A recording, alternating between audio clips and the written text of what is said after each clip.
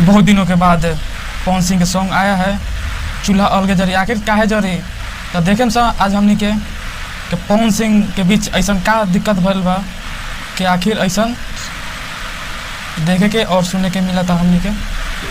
तो चले गए गाना के प्ले करत नहीं और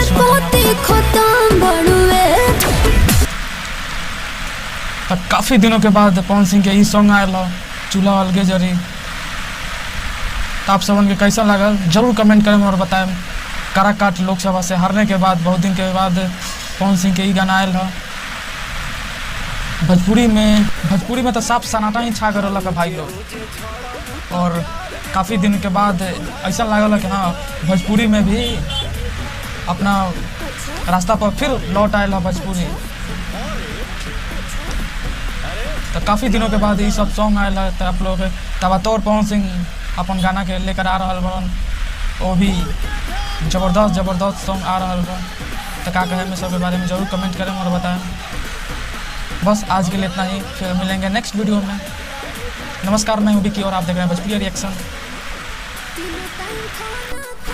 हमारा तो बहुत अच्छा ही लागल, बहुत टॉप क्लास के वीडियो बा और सॉन्ग भी बहुत ही ज़बरदस्त बा।